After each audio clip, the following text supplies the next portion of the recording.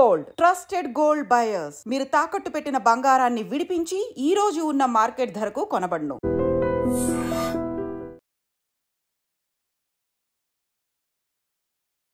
నమస్కారం, welcome to I dream. ధర్మ మార్గం విత్ విజిత కార్యక్రమానికి స్వాగతం.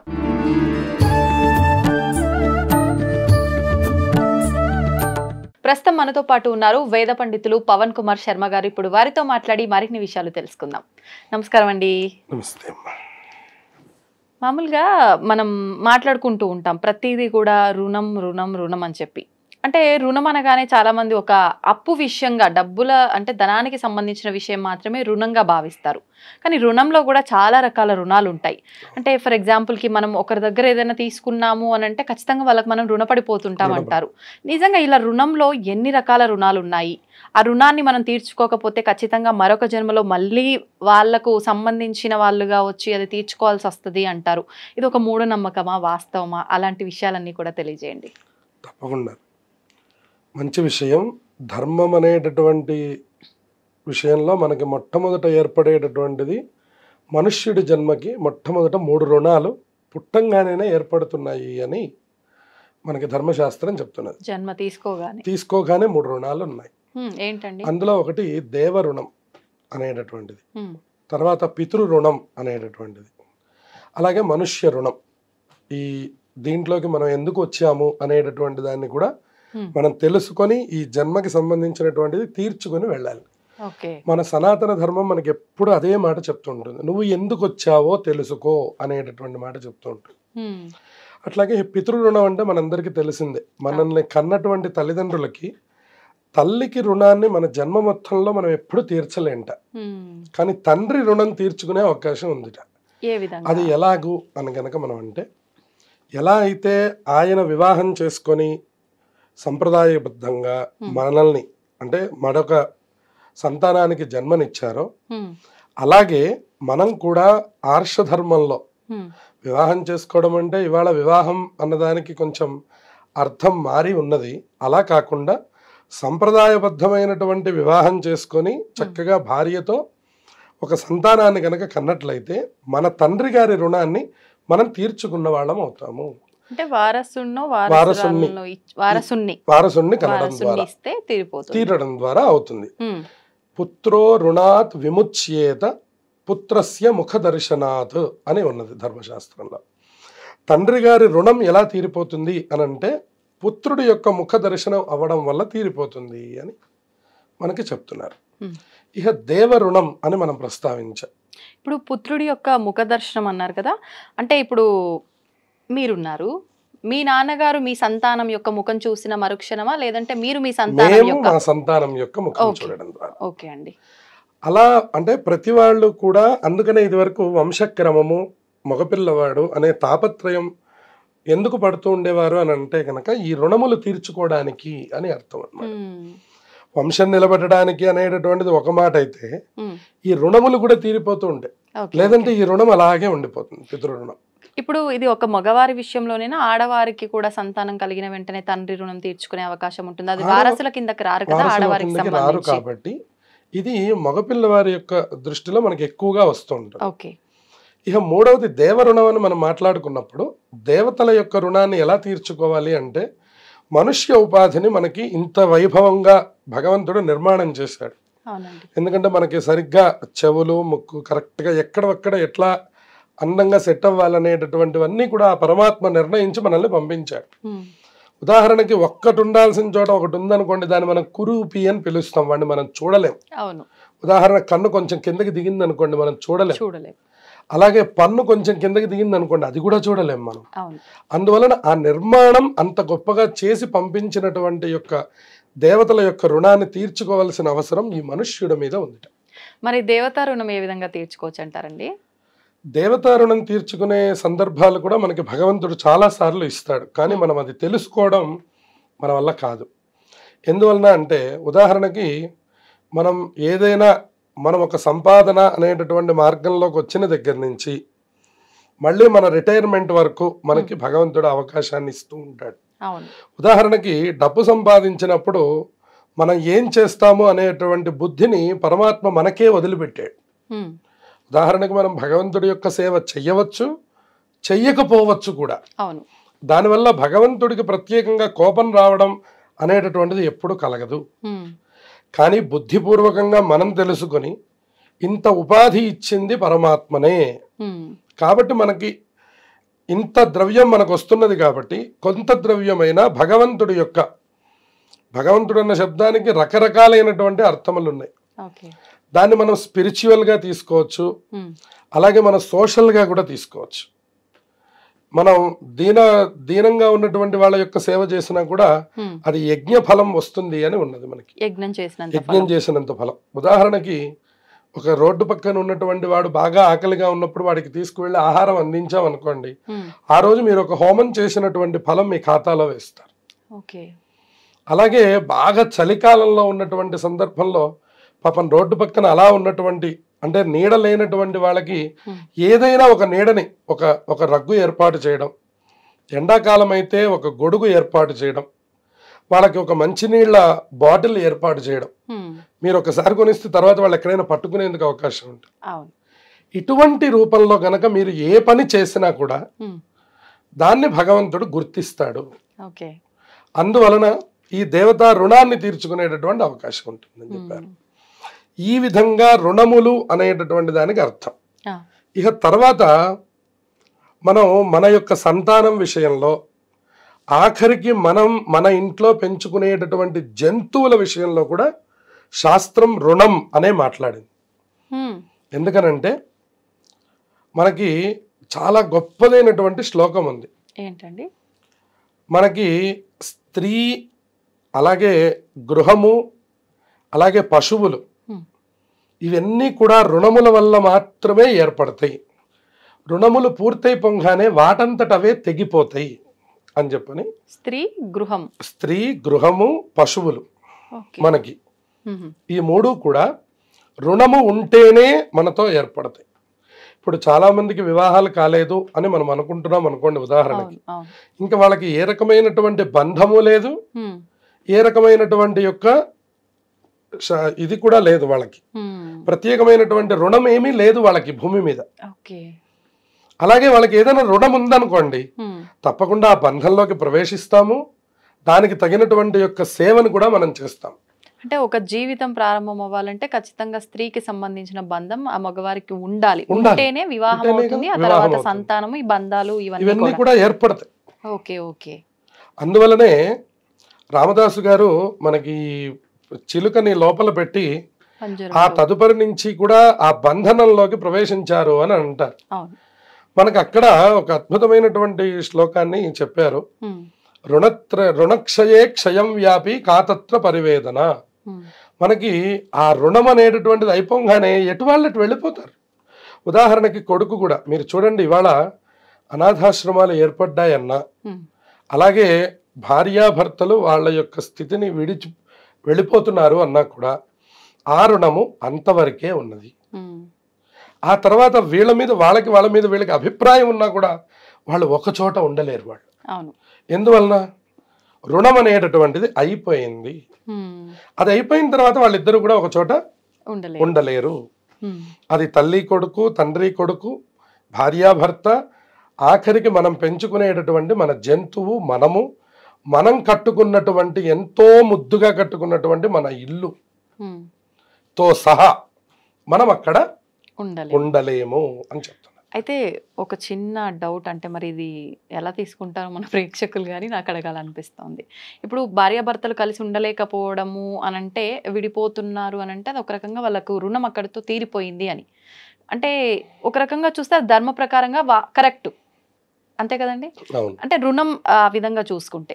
కానీ ఆ విడాకులు ఇదంతా కూడా తీసుకోవడము, విడిపోవడం, ఇదంతా మళ్ళీ ధర్మానికి విరుద్ధము. పురాతన కాలం నుంచి కూడా ఎవ్వరు విడిపోయింది లేదు, ఇప్పుడు ఏంటో అంటే ఈ కలికాలంలో ఇలా అయిపోయింది అని చెప్పి అదొక అంటే ఏమంటారు, ఒక దారుణంలా, ధర్మానికి విరుద్ధంగా చూస్తాము. చూడటం కాదు, వాస్తవంగానే భావిస్తాము. మరి ఇప్పుడు దీన్ని ఇది వాస్తవం అనుకోవాలా, ఇది వాస్తవం అనుకోవాలా, ఎలా తీసుకోవాలి మనం? అంటే మీరు ఇక్కడ ఇంకొక విషయాన్ని బాగా సూక్ష్మంగా గమనించాల్సిన విషయం. ఇప్పుడు విడాకులు తీసుకోవడం అనేటటువంటి దాన్ని మన సనాతన ధర్మం అనేటటువంటిది అంగీకరించడం లేదు. అవును. ఎందువల్ల అంగీకరించలేదంటే మన ఆర్ష ధర్మం, ఆర్ష వివాహ చట్టం, మీరు ఒకసారి కలిసినటువంటి తర్వాత మీరు స్నేహంగా ఉండకపోవచ్చు ఏమో, కానీ మీరు విడిచిపెట్టి అవతలకి వెళ్ళి ఉండండి అని మన సనాతన ధర్మం మనకి ఎప్పుడు చెప్పదు. కానీ రుణం ఏమంటున్నది అంటే, మీ రుణం అయిపోయినటువంటి తర్వాత మీరు ఇప్పటికి కూడా మీరు గమనించవచ్చు, చాలామంది భార్యాభర్తలు మాత్రమే, అవును, లోపల ఉండేటటువంటి బంధములు వేరు. ఈవిడితో ఆయనకేమీ సంబంధం లేదు, ఆవిడతో ఈయనకేమీ సంబంధం లేదు, వాళ్ళిద్దరూ ఒక గూట్లో ఉన్నారు. అదే మన సనాతన ధర్మం, మన మంత్రశాస్త్రం యొక్క గొప్పతనం అని మనకి వైవాహికమైనటువంటి మంత్రశాస్త్రం మనకు చెప్తుంది. వివాహ మంత్రాల్లో అంత గొప్పతనం ఉన్నదట. గతంలో ఆ మంత్రమునకు ఎక్కువ ప్రాధాన్యత ఉండేది కాబట్టి ఎటువంటి కష్టములు కానివ్వండి కాక వాళ్ళు విడిపోయి అవతలకి వెళ్ళేవాళ్ళు కాదు. ఎంతో తేడాలు వచ్చాయి, ఎంతో ఇబ్బందులు వచ్చాయి. వీళ్ళ గురించి వాళ్ళకి తెలియకూడనివి తెలిసాయి, వాళ్ళ గురించి వీళ్ళకి తెలియకూడనివి తెలిసాయి. తెలిసినప్పుడు కూడా వాళ్ళిద్దరూ మొహాలు చూసుకొని మన బంధం ఇంతే అని వాళ్ళకి వాళ్ళు హద్దులు పెట్టుకుని అంతటితో ఆగిపోయారు. కానీ నీతో నాకు సంబంధం లేదని కానీ ఈవిడ్ని ఆయన తూలనాడడం, ఆవిడ్ని ఈయన తూలనాడడం రెండూ జరగలేదు గత విషయంలో. అందుకనే వైవాహిక ధర్మం అంత గొప్పది అని మన వాళ్ళందరూ ఫారిన్ కంట్రీస్ నుంచి ఇక్కడికి వచ్చి, అయ్యో మనం ఇక్కడ వివాహం చేసుకుంటే ఈ బంధం గట్టిది కాదు, మనం గట్టి బంధంగా వివాహం చేసుకోవాలంటే మనం ఇండియా వెళ్ళి వివాహం చేసుకోవాలి అని ప్రత్యేకంగా వాళ్ళు పట్టుబట్టలు కట్టుకొని, పట్టు చీరలు కట్టుకొని, వాళ్ళు పూల జడలు వేసుకొని, లేనటువంటి అలంకారాన్ని వాళ్ళు తెచ్చిపెట్టుకుంటున్నారు, ఉన్న అలంకారాన్ని మనం విడిచిపెడుతున్నాం. అందువలన ఈ మంత్రశాస్త్రానికి ఉన్నటువంటి గొప్పతనం ఏమిటంటే, భార్యాభర్తల మధ్య సమస్యలు వస్తాయి, కానీ అది విడిపోయేటట్లుగా అది చెయ్యలేదు. ఇంకా ఇప్పటికీ కొన్ని అలా కలిసే ఉన్నాయి. ఇప్పుడు కాలక్రమంలో ఎవరికి వాళ్ళకి స్వేచ్ఛ ఉంది.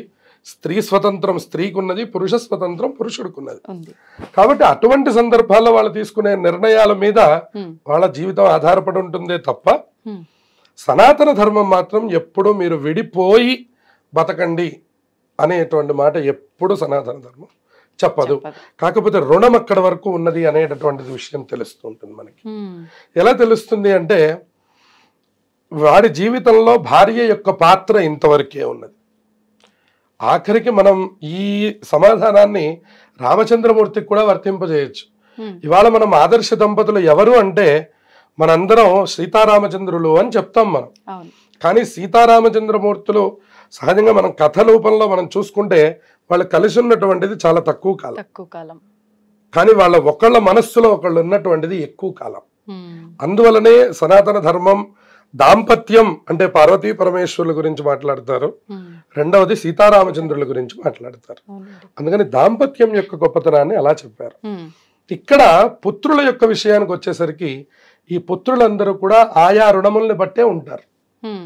ఒక్కొక్క పుత్రుడిని మీరు చూడండి, ఎంతో సేవ చేస్తూ ఉంటాడు తండ్రికి. ఇంకొక పుత్రుడిని చూడండి, ఈ తండ్రి గారే ఆ పుత్రుడికి విపరీతమైన సేవ చేస్తూ ఉంటాడు. అందుకని దాసపుత్రుడు, శత్రుపుత్రుడు, రుణపుత్రుడు, ఇలా రకరకములుగా ఉన్నటువంటి యొక్క పుత్ర సంతానంలో వీళ్ళు కూడా రుణపుత్రుడై పుడతాడట. అప్పుడు వారు ఏం చేస్తాడంటే, పాప ఆయనేం మంచి బట్ట కట్టుకోడు జీవితంలో, ఆయన కొన్ని కోట్లకి అధిపతి, కానీ వాళ్ళ అబ్బాయి కోసం సమస్త పనులు చేస్తూ ఉంటాడు. దాన్ని రుణపుత్రత్వం అంటారు. అలాగే దాసపుత్రం అంటారు అనమాట. గత జన్మలో ఆయనకి ఈయనకి ఆయనో ఏదో సేవ చేస్తూ తగినటువంటి సేవ పూర్తి కాకుండా వెళ్ళిపోయినటువంటి తర్వాత ఆ రుణం మిగిలిపోతే మళ్ళీ పుత్రుడిగా జన్మించి ఈయన ఆయనకి సేవ అన్నా చేయాలి, ఆయన ఈయనకన్నా సేవ చేయాలి. అలా మనకి రుణములుగా ఏర్పడతాయి కొన్ని బంధములు. ఆ రుణములు తీరిపోగానే ఆ రుణములు వాటంతటవే వెళ్ళిపోతూ ఉంటాయి. అందుకనే రుణక్షయే క్షయం వ్యాపి కాతత్ర పరివేదన. మనకి పరివేదన చెందవలసిన అవసరం ఏముంది? ఓహో ఇది ఇంతవరకు రుణం కదా, ఆ రుణం అయిపోగానే అంతటి వాళ్ళు వెళ్ళిపోయారు. ఆ విషయం మనందరికీ కూడా వర్తిస్తుంది. ఉదాహరణకి మన తల్లిదండ్రులు మనతో చాలా బాగుంటారు, మనం అనుకుంటాం మా తల్లి మా తండ్రి నాతో జీవితాంతం ఉండాలి, కానీ సాధ్యమవుతుంది? అవకాశం లేదు. నా భార్య నన్ను ఎంతో బాగా చూసుకుంటుంది కాబట్టి నేను నా భార్యతో జీవితాంతం గడపాలి. సాధ్యమవుతుందా? అవకాశం లేదు. నా పిల్లవాడంటే నాకు పంచప్రాణాలు, ఆ పిల్లవాడితో నేను ఎప్పుడూ ఉండాలి. సాధ్యమవుతుందా? సాధ్యం కాదు. ఈ ఇల్లు నేను కట్టుకున్నది, నేను ఇక్కడే ఉండాలి. సాధ్యం కాదు. మనకి బదిలీ అన్నా రావచ్చు, ఉదాహరణకి ఆ ఇంట్లో ఉంటే ఏదో కొన్ని అనారోగ్యములు రావచ్చు, కారణములు ఏవైనా అక్కడి నుంచి లేచి వెళ్ళవలసిన పరిస్థితి వస్తుంది. అది మన పేరునే ఉంటుంది కానీ మన అనుభవంలోకి మనకి రాదు. దాన్నే మనం రుణం అనే పేరుతో పిలుస్తాం. ఇప్పుడు మీరు చెప్పినట్టుగా చూస్తే చాలా రకాల రుణాల గురించి మాట్లాడుకున్నాం. డబ్బుకు సంబంధించి కూడా రుణం అంటుంటాం కదా, దానికి దీనికి కూడా సంబంధం ఉంటుందా? డబ్బు దగ్గర నుంచే అసలు మొదలవుతుంది మనకి. ఈ రుణము గనక ఎవరి దగ్గరైనా మనం చేసి, ఉదాహరణకి ఆ రుణము ద్వారా మనం గనక అది తీర్చకుండా గనక ఈ జీవి వెళ్ళిపోయాడు అంటే, ఇందాక నేను మీకు చెప్పినట్లుగా వాడి ఇంట్లో జంతువుగా అన్నా జన్మించవలసి వస్తుంది, వాడి ఇంట్లో ఒక చాకలిగా అన్నా ఉండవలసి వస్తుంది, వాడింట్లో ఏదో ఒక రూపంలో మళ్ళీ వాడి సేవ చేసుకునేటటువంటి విభాగంలో వీడు మళ్ళీ జన్మిస్తాడు. ఉదాహరణకి చూడండి, ఒకళ్ళొక పెద్దవాళ్ళ ఇళ్లలో మనం గమనిస్తే మీకు అద్భుతమైనటువంటి పనివాడు దొరికాడు అని అంటారు, లేదా అసలు ఆ పిల్లవాడే పనివాడు అవుతాడు. నాన్నగారు బయటికి వెళుతున్నారు అంటే చెప్పులు తీసుకొచ్చి ముందు పెడతాడు. అది సనాతన ధర్మంలో అత్యంత గౌరవం. కానీ ఆ పని చేయాల్సిన అవసరం కొడుక్కే ఉందా అనే ప్రశ్న కలుగుతూ ఉంటుంది. కానీ వాడెవరు? దాసపుత్రుడు అంటాం, ఇందాక మనం చెప్పుకున్నాం. ఈ రుణము వల్ల ఇటువంటి జన్మలు ఎన్నో వస్తాయట. ఒక్కొక్కడు వారి ఇంట్లో కుక్క జన్మ వస్తుందట. వాడి ఇంట్లో వాడు కొడతాడు, వాడి మూడ్ స్వింగ్స్ అన్ని దాని మీద చూపిస్తాడు. దాన్ని అనుభవించాలి వాడు.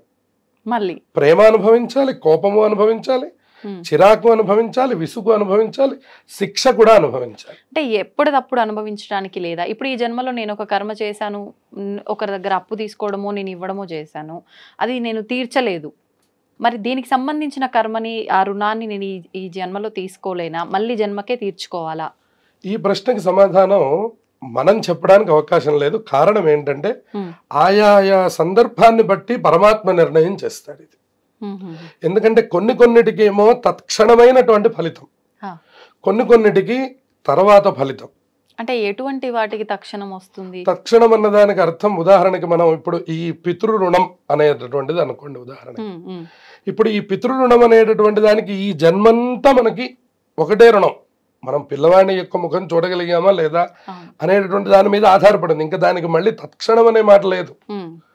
అట్లాగే ఇప్పుడు డబ్బు రుణం తీసుకున్నాం అనుకోండి, డబ్బు రుణం ఈ జన్మలోనే తీర్చాలి. అది మనం ఇప్పుడు తీర్చేసేసి దాన్ని మనం పూర్తి చేసేసుకోవచ్చు. అది మనం చేయలేమా? చెయ్యొచ్చు. ఒకవేళ ఇన్ కేస్ చెయ్యని పక్షంలో ఆ రుణం ఉండిపోతుంది కదా, ఆ రుణాన్ని ఈ జన్మలో మనం అది తీసేసుకోవాలి అని అంటే, ఇన్ కేస్ అన్నప్పుడు ఏమర్థమైంది? మనం వెళ్ళిపోయామని అర్థమైంది, అంతే కదా. ఇన్ కేస్ అంటే ఇక మనం వెళ్ళిపోయాక మనం ఏం చేయలేం కదా. కానీ మనం ఉన్నప్పుడు, అందుకనే గతం వాళ్ళు కూడా రుణగ్రస్తుని అయిపోయాను అని వాళ్ళు ప్రత్యేకంగా బాధపడుతూ ఉండేవారు. ఇవాళ మనం కోరే రుణం తెచ్చుకుంటున్నాం. ఇవాళ మనం ఒక కుర్చీ కొనాలంటే ఈఎంఐలో కొంటాం, అది కూడా రుణమే. అందువల్ల ప్రతిదీ రుణంతోనే మనం తెచ్చుకుంటున్నాం, రుణముతోనే మనం అనుభవిస్తున్నాం. దీని మధ్యలో ఏదైనా జరిగిందంటే ఈ పరమాత్మ దయ, మనం అలా రుణగ్రస్తులమై ఉండవలసిందే. ఎక్కువగా ఇలా రుణాలతో ముడిపడి అలా రుణం తీర్చకుండా ఉండిపోయిన వాళ్ళు మరొక జన్మలో వ్యాధిగ్రస్తులయ్యే అవకాశం ఉంటుందంటారా? అంటే ఏ విధమైన ఇబ్బందులు పడతారు? అవి కొన్నిటికి కొన్ని నియమాలు చెప్పారు. ఎవరైతే పీడా సంబంధమైనటువంటిది, అంటే ఇప్పుడు బాకీ తీర్చవలసి, బాకీ మన దగ్గర ఉండి, ద్రవ్యం ఉండి కూడా, ఉదాహరణకి మనం వాళ్ళకి డబ్బులు తీర్చరు. ఈయన 1 లక్ష రూపాయలు వారి దగ్గర తీసుకున్నారు, ఆ 1 లక్ష రూపాయలు ఈయన దగ్గర ఉన్నాయి, కానీ ఎందుకు ఇవ్వాలి అనే నిర్లక్ష్యం చేత వీళ్ళు తీసుకోరు. దాని ద్వారా వాళ్ళకి కొన్ని వ్యాధులు సంక్రమిస్తాయి. ఉదాహరణకి పక్షవాతం అనే వ్యాధి సంభవిస్తుందట. మళ్ళీ అక్కడే దేకవలసినటువంటి పరిస్థితి ఏర్పడుతుందట, అక్కడ నడవలేడుట. అట్లాగే దేవతా సంబంధంగా మనం మొక్కులు అంటాం మనం, అది కూడా రుణమే అని చెప్పాలి. ఉదాహరణకి తిరుమలలో ఎవరో స్వామి దగ్గర మొక్కుకుంటారు, ఇది మనకి కనపడినా కనపడకపోయినా కమర్షియల్ అనుకున్నా కూడా స్వామి దగ్గర ఒక మాట ఇచ్చాము అంటే అది నెరవేర్చి తీరాలి. అదే తిరుమల క్షేత్రం. ఉదాహరణకి తలనీలాలు సమర్పిస్తాం అనుకున్నాం అనుకోండి, ఓ 12 ఏళ్ళు అయింది, ఇప్పుడేంది ఇస్తానులే అని పోస్ట్ పోన్ చేసేసి 12 ఏళ్ల తర్వాత వెళ్తాం మనం. ఒక ఆయన అడిగారు, ఓహో అందుకనే నాకు బట్టతలు వచ్చిందేమో అని అనుకున్నాడు. అంటే 12 సంవత్సరాల తర్వాత ఇద్దామంటే ఏం లేదు అక్కడ. అందువలన ఈ జన్మలో ఈ సమయంలో మనం మొక్కుకున్నటువంటి మొక్కు ఏదైతే ఉందో అది మొక్కు కానివ్వండి, రుణము కానివ్వండి, ఏదైనా కానివ్వండి, అది ఆ క్షణంలో పూర్తయ్యేటటువంటి మార్గాన్ని చూడాలి. తత్ఫలాన్ని లేదంటే మనం తదుపరి సందర్భాల్లో అనుభవిస్తాం. ఉదాహరణకి వృద్ధాప్యంలో అనుభవిస్తాం. ఇప్పుడు మనం యవ్వనంలో మనం కొన్ని ప్రతిజ్ఞలు చేస్తాం. మాకు మగపిల్లవాడు పుడితే నేను కొండ మీదకి నడుచుకుంటూ వస్తానంటాడు ఒక ఆయన. భగవంతుడి యొక్క అనుగ్రహంతో స్వామికి జన్మించాడు. జన్మించిన ఆనందంలో ఈయన మర్చిపోయినాడు. వాళ్ళకి ఈ జన్మించడానికి ఈ మొక్కుకి ఒక 3 సంవత్సరాల గ్యాప్ ఉంది. ఆ గ్యాప్ లో కొన్ని సందర్భాల్లో గుర్తొచ్చినప్పటికి కూడా మర్చిపోయినాడు. మర్చిపోయేసరికి ఏమైపోయిందంటే ఈ మొక్కు ఈ రుణము అలాగే ఉండిపోయింది. తర్వాత ఎప్పుడు గుర్తొచ్చింది ఇది మళ్ళీ అంటే ఆ పిల్లవాడికి ఎప్పుడో తగలరాని చోట్ల దెబ్బలు తగిలిన తర్వాత అయ్యో వీడికి ఎందుకు ఇట్లా అయిపోయిందన్న తర్వాత అప్పుడు వాడి 12 సంవత్సరముల తర్వాత ఆయన జ్ఞాపకం వచ్చింది. ఓహో వీడికి నేను పుట్టినప్పుడే తిరుమల నేను వాడిని ఎత్తుకొని నడుచుకొని వచ్చి స్వామిని దర్శనం చేసుకుంటాను, నేను నా కొడుకు తలనీలాలు ఇక్కడ సమర్పిస్తాము అని మనం ఆ ఆనందంలో చెప్పేస్తూ ఉంటాం మనం. కానీ అది మనకి తర్వాత గుర్తుండదు. ఆ గుర్తుండకపోవడం వల్ల మనకి జరిగేటటువంటి అపరాధములు కూడా మనల్ని కొన్ని సందర్భాల్లో ఇక్కడే పీడించేస్తాయి. ఇవి మళ్ళీ వచ్చే జన్మకి ఏమీ రావు. అయితే ఇంకొక చిన్న డౌట్ అండి, ఇప్పుడు ఒక కుటుంబంగా వ్యవస్థ ఉన్నప్పుడు ఒక్కరు వ్యక్తిగతంగా కొన్ని డెసిషన్స్ తీసుకోరు, అంతా ఉమ్మడిగా కలిపి తీసుకుంటారు. అటువంటప్పుడు అది ఏదైనా చేసిన కర్మను బట్టి ఆ రుణం తీర్చుకోలేకపోతే ఆ నలుగురు ఉన్న కుటుంబం అనుకోండి, నలుగురు అనుభవించాల్సిందేనా? అది ఏ రకంగా రుణం ఉండిపోతుంది అంటారు? అది మనం ఇప్పుడు మీరు అన్నటువంటి అభిప్రాయం ఏమిటంటే ఆయా సందర్భాన్ని బట్టి మనం చెప్పాలి. ఉదాహరణకి నలుగురు కలిసి చేసేది ఏముంటుంది అంటే మళ్ళీ మనం అనుకున్నట్టు ఈ దైవత రుణాలు మొక్కుబడుల దగ్గరికి మళ్ళీ రావచ్చు, శుభకార్యాలకి రావచ్చు, లేదంటే ఇంటికి సంబంధించిన రుణాలు, ఇవన్నీ ఫ్యామిలీ డెసిషన్స్ గా మనం తీసుకుంటాం. ఎప్పుడైతే ఇలా తీసుకున్న తర్వాత యజమాని గారు వెళ్ళిపోయినారు. యజమాని గారు వెళ్ళిపోయినంత మాత్రాన ఆయన ఖాతాలో పాపం ఏమీ వేయరు. ఎందుకంటే ఆ మాట చెప్పిన ఇంకా నలుగురు జీవించే ఉన్నారు. అందువలన ఆ దీన్ని ఏదైతే ఉందో ఆ భారాన్ని వీళ్ళ మీద వేస్తాడు. భార్య తర్వాత పిల్లల తర్వాత మనవాళ్ళ దాకా ఉంటుందట. అక్కడ దాకా తీర్చకపోతే ఆ రుణాన్ని అక్కడ అతను శిక్ష అనుభవించాలి, ఇక్కడ ఈ మనవాళ్ళ శిక్ష అనుభవించాలి. ఈ తాతగారు అక్కడ శిక్ష అనుభవించాలి ఊర్ధ్వలోకాల్లో, ఈ మనవాళ్ళు ఎవరైతే ఉన్నారో భూమి మీద వాళ్ళు శిక్ష అనుభవించాలి. ఈ మధ్యతరం అంతా తీర్చని కారణం చేత మధ్యతరం వాళ్ళందరికీ అవకాశం ఉంటుంది. మధ్యతరం వాళ్ళు అవకాశం ఉండి కూడా తీర్చకపోతే నేను చెప్పినట్టు మనం అనుకున్నట్టు వ్యాధిగ్రస్తులు అవుతారు వాళ్ళు. ఈ అవకాశం వాళ్ళు చివరి వరకు ప్రయత్నం చేసి కనుక ఒకవేళ వెళ్ళకపోతే, కనీసం దాన్ని గుర్తు చేసుకోకపోతే వీళ్ళ మీద ఆ ప్రభావం చెడుగా పడుతుంది. అప్పుడు మన వాళ్ళు అనుకుంటారు నా జాతకం అంతా చాలా బాగుంది, నాకు ఈ ప్రారంభం ఏంటి, నాకు ఎందుకు డబ్బు నిలబడటం లేదు, నేను ఎందుకు ఇట్లా అనుభవిస్తున్నాను, ఒక ఆయనకు ఉద్యోగం రాదు, మంచి ఉద్యోగ స్థానంలో మంచి గ్రహములు ఉన్నాయి, దేనివల్ల ఇట్లా జరుగుతోంది అని జాతకాలు పట్టుకొని పితృదోషాలని అవని ఇవని రకరకాలు తిరిగి వచ్చాం, అయినా మనకి సమాధానం దొరకలేదు. ఇటువంటి సమాధానాలే పూర్వ పుణ్యములు పూర్వ పాపములు అని మనకి రెండు. అందులో ఈ రుణం అనేటటువంటిది కూడా ఒక పాపము కింద మనకి లెక్క. కాబట్టి రుణములను ఎప్పటికప్పుడు తీర్చుకోవాలి మనుష్యుడు.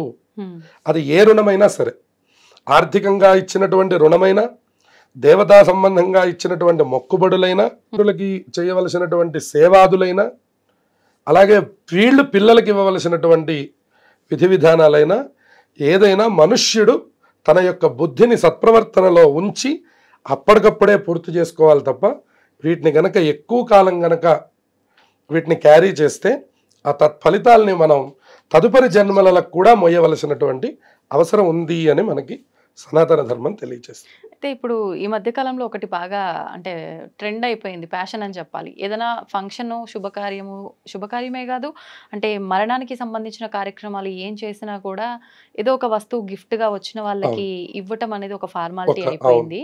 అంటే అది మనం ఏదో కావాలని అడిగి తీసుకున్నది కాదు, వాళ్ళు అంటే జ్ఞాపకంగా ఇస్తున్నది అది. ఇస్తూ ఉన్నది. అవును. అలా కూడా మనం వాళ్ళకు ఇస్తున్న వాళ్ళకి మనం తీసుకున్న వాళ్ళం రుణపడిపోతామంటారా? అలా ఏం లేదు. ఏముండదు. వాళ్ళు స్వయం ఆనందంగా వాళ్ళు ఇస్తున్నటువంటి దానికి మనకి రుణం అయ్యేటటువంటిది ఏమీ ఉండదు. ఓకే. అంటే ఇది ప్రతి విషయంలోనూ ప్రతి వర్తిస్తుంది. విషయంలో అంటే ఎదుటి వారు ఏదైనా ఇష్టంగా ఇస్తే అది మనం చెల్లించకపోయినా వాళ్ళకి ఏమీ తిరిగి ఇబ్బంది ఉండదు. రుణం యొక్క మనం అడిగినప్పుడు గనక వాళ్ళు ఏదైనా మనకి ఆ సమయానికి ఆ అవకాశాన్ని ఇచ్చినప్పుడు తీసుకోకపోతే. మనం తీసుకుంటున్నప్పుడు మాత్రం అప్పుడు మనం రుణపడిపోతాం. ఓకే. మన నోటి నుంచి అడిగినటువంటిది ఏదైనా మనం రుణపడిపోతాం. ఉదాహరణకు ఒక గ్లాసు మంచినీళ్ళు అయినా సరే మనం వాళ్ళకి రుణపడ్డట్టు. ఓకే. ఎందుకంటే ఈ రోజు మన దాహం తీర్చారు వాళ్ళు. సో ఎప్పుడైనా ఉపకారం మనం వాళ్ళకి చేయాల్సి ఉంటుంది. అంటే నేను ఇప్పుడు మీరు అన్నదాన్ని తీసుకుంటా, మీరు అడిగారు నేను ఇచ్చానే అనుకోండి ఒక గ్లాస్ వాటర్, అంటే మీరు మళ్ళీ నాకు అది నీళ్ళ రూపంలోనే అలా చెల్లించుకోవాలి ఏం లేదు. ఏదైనా ఉపకారం ఒకటి. ఓకే. ఏదో ఒక ఉపకారం ఏదైనా ఒకటి మీకు ఉపయోగపడేటటువంటి పనిని మేము పూర్తి చేయడం ద్వారా కూడా దాన్ని మనం పూర్తి చేసుకోవాలి. అది నేను అంటే మీరు ఇచ్చిన దానికి నేను మీ విషయంలోనే తీర్చుకోవాలా? ఇందాక మీరు స్టార్టింగ్ లో చెప్పారు అంటే పేదవారికి ఏదైనా చేసి అలా కూడా తీరిపోతుంది అంటే మళ్ళీ మీరు నేను కలిసే అవకాశం లేకపోతే అలా చెయ్యాలి. అలా అంటే ఇది నేను మనసులో చెప్పుకోవాల్సి ఉంటుందా? తప్పకుండా సంకల్పం నేను అలా తన దగ్గర అది తీసుకున్నాను, అది ఇవ్వలేకపోతున్నాను, ఇలా చేస్తున్నాను, అలా చెప్పుకోవాలి. ఓకే. ఎక్కడ మనం ఏ రకమైనటువంటి చిన్నదైనటువంటి యొక్క ఫలితాన్ని పొందినా కూడా అది గుర్తుపెట్టుకోవడమే మనుష్యుడి యొక్క గొప్పదనంట. ఓకే. అందుకనే రామచంద్రమూర్తిని రామాయణంలో పొగుడుతారు. ఏ చిన్న ఉపకారం చేసినటువంటి గుహుడికి కూడా ఆలింగనాన్ని ఇచ్చి ఆయన యొక్క కృతజ్ఞతను తెలియజేశాట. గుహుడు యొక్క జాతి ఏమిటి, రామచంద్రమూర్తి యొక్క ఖ్యాతి ఏమిటి, అయినా గుహుడు తను దాటడానికి ఇచ్చినటువంటి యొక్క పడవకి తగినటువంటి కృతజ్ఞతకి ఆ అంతటి మహారాజు గారు ఆ గుహుడు ఒక బోయవాడి యొక్క ఆలింగనాన్ని పొందారట. అది వెంటనే ఇవ్వగలగడం అనేటటువంటిది మనుష్యుడికి మాత్రమే ఉన్న అవకాశం. మళ్ళీ ఇంకా ఏ పిపీలికానికి కూడా ఈ రుణం అనేటటువంటిది రాదు. బాగా గుర్తుపెట్టుకోవాలి. మనం 84 లక్షల జీవరాశులు మనకుంటే ఈ రుణము అనేటటువంటిది ఏర్పడింది ఒక్క మనుష్యుడికే. మళ్ళీ ఇంకొక జాతికి దేనికి కూడా రుణం ఉందండి అని అనడానికి అవకాశం లేదు. ఓకే.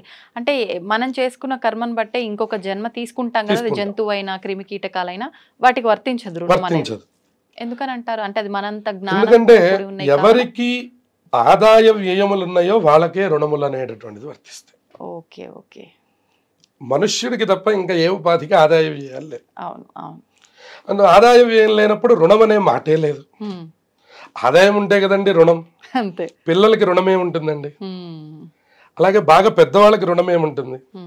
అందువలన ఆ సందర్భం కూడా ఎప్పుడు అంటే మనం చెప్పుకున్నట్టు ఒక వయస్సు సంపాదన ప్రారంభమైన దగ్గర నుంచి 60 సంవత్సరములు దాటేంత వరకు మనం రుణగ్రస్తులమే. అది ఏదో ఒక రూపంలో మనం వాళ్ళకి హెల్ప్ చేస్తూ ఉండాలి, వాళ్ళు మనకి హెల్ప్ చేస్తూ ఉండాలి. ఎవరో మనకి హెల్ప్ చేస్తారో మనం వాళ్ళకి హెల్ప్ చేస్తూ ఉంటాం. మన పిల్లలు మనకు కొన్ని పనులు చేసి పెడతారు, మనం పిల్లలకు కొన్ని పనులు చేసి పెడతాం. ఇలా రకరకములుగా మనం రుణగ్రస్తులం అయిపోతూ ఉంటాం. దాన్ని మనం తెలుసుకుంటూ వెళ్ళగలగాలి. ఓకే, నేను ఈ పని చేసినప్పుడు నేను ఈ రుణమును సంపాదించాను, నేను దీన్ని మనం తీర్చుకోవాలి. ఫలానా వారి ద్వారా నేను ఈ ఫలితాన్ని పొందాను అనే కృతజ్ఞత ఎప్పుడూ ఉండాలి. అంటే అది కుటుంబంకి సంబంధించిన వాళ్ళ దగ్గరైనా సరే, ఎవరి దగ్గరైనా సరే అలా చూసుకుంటే పొద్దున్న లేచినప్పటి నుంచి అస్తమానం ఏదో ఒక పని తల్లి చేసి పెడుతూనే ఉంటుంది ఆ కుటుంబానికి. మనం ఇందాక ఏమన్నాం, తల్లి రుణాన్ని తీర్చుకోలేం, జన్మ మొత్తంలో తీర్చలేరు. తండ్రి రుణాన్ని తీర్చడానికి మార్గం ఇచ్చారు కానీ అది కూడా ఒక మగవారికి తల్లి రుణాన్ని తీర్చడానికి మార్గమే ఇవ్వలేదండి. ఎందుకంటే లేదు మార్గం. అంటే ఇంకా కృతజ్ఞతతో ఉండి వాళ్ళని చక్కగా వాళ్ళని సేవించుకోవడం తప్ప మార్గమే లేదు ఇంకా. అందుకనే తల్లికి సన్యాసికి కూడా తల్లిని చూసుకోమని ఉన్నది. తండ్రి సన్యాసిని చూస్తే కూడా దండం పెడతారు. ఎందుకంటే ఇంకా ఆయన విడిచిపెట్టేశాడు. ఇంకా ఆయన ఈయన్ని నాన్న అని పిలవరు, ఈయన ఆయన్ని నాన్న కొడుకు అని పిలవలేరు. ఇది మనం ఉదాహరణకి మన శృంగేరి జగద్గురువులు విధుశేఖర భారతీ స్వామి వారి దగ్గర మనం చూస్తూ ఉంటాం. వారి తండ్రి గారు వచ్చినప్పుడల్లా వారికి నమస్కారం చేస్తూ ఉంటారు. వారి అమ్మగారిని చూసినప్పుడు వారు నవ్వుతారు. అంతే. తండ్రి గారు చూస్తే మోహన్ రాకూడదు, ఎందుకంటే రుణం తీరిపోతుంది, తల్లిగారి రుణం తీరదు. అందుకని పెద్దలు శంకరాచార్యుల వారు కూడా తల్లి దగ్గర పెట్టుకొని వారి యొక్క అంత్యేష్టి సంస్కారములు సన్యాసాశ్రమంలో కూడా చేశారట. అంత గొప్పది తల్లి యొక్క పాత్ర. అందుకని తల్లి రుణం తీరదు. ఎన్నాళ్ళైనా ఎంత సేవ చేసినా కూడా, ఉదాహరణకు మీరు ఒక 20 ఏళ్ళు నేను మా అమ్మకి సేవ చేశానండి అని చెప్పుకున్నా కూడా అదేమి తీరే రుణము కాదు. ఇంకా రుణం ఉందండి అని అర్థం. అయితే మీరు కొంత అదృష్టవంతులు అని అనాలి అట్లా ఎవరైనా చేస్తే. ఎందుకంటే ఆ సేవ చేసే యోగం కూడా రావాలి కదా. 80 ఏళ్ళు వచ్చినా తల్లి సేవ చేయడమే కానీ మనం సేవ చేసేది ఎక్కడ ఉంది? మంచినీళ్ళు తాగమని ఇంకా ఆవిడొచ్చి చంపివ్వాల్సిందే కానీ మనం వెళ్ళి ఇవ్వడం అనేటువంటిది చాలా అరుదైన సన్నివేశం మహాకలిలో. మనం కావాలంటే 10,000 ఇచ్చి పని మనిషిని పెడతాం. అది కలియుగం యొక్క ధర్మం. సంతోషం అండి, చాలా చక్కగా వివరించారు. నిజంగా నాకున్న డౌట్స్ అన్ని క్లియర్ అయిపోయాయి ఈ టాపిక్తో. ధన్యవాదాలు. శుభమస్తు.